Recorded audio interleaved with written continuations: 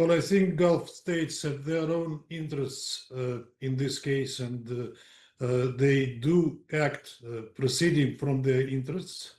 Of course, they are scared at what is happening. They are saying this is not their war, and indeed it is not their war. But we were warning a long time ago that if something like this happens, it will evidently spread across the region, which we are witnessing today. Iran was warning a long time that if the war starts, it will attack US troops in the areas where they are located, which it is doing now. I don't think that these Gulf states were pressured to put forward that resolution. The other thing is that how much it will help them. The question is that Iran is indignated by the resolution adopted because it does not address the root causes of the crisis, as if it happened in a vacuum, as if there was no aggression by US and Israel against Iran.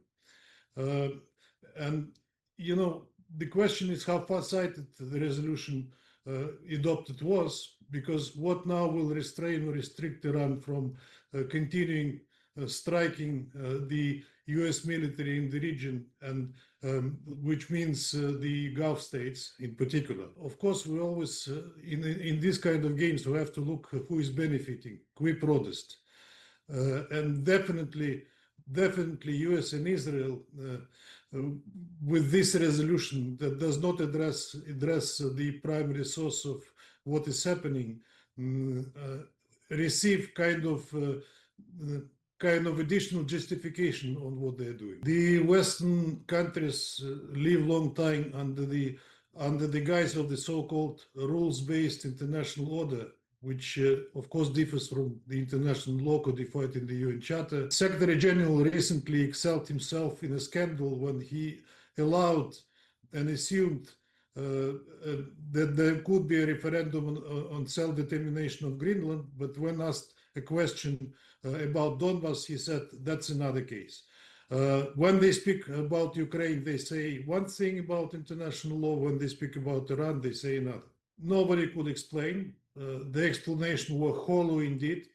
I particularly liked the explanation of vote by Latvia, which said that they agreed with everything that was in the Russian resolution, but they could not vote in favor. In fact, they voted against because it was Russia that promoted it.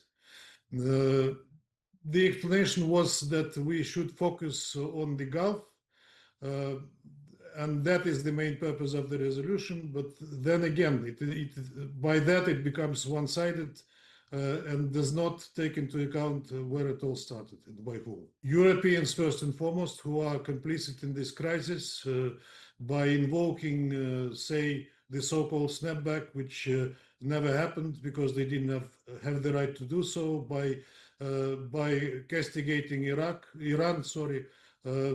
for what it hasn't done. But the others, we were told in the corridors by many that their arms were twisted, at least to abstain in the resolution, not to allow it to pass, and not to allow US to use their veto on it. Iran's concerns, security concerns, as well as concerns of all the states, including the neighboring countries, is of utmost importance. They have the right for security. Israel has the right to security. The Gulf states have the right to security. Lebanon has the right to security, but it is not being observed.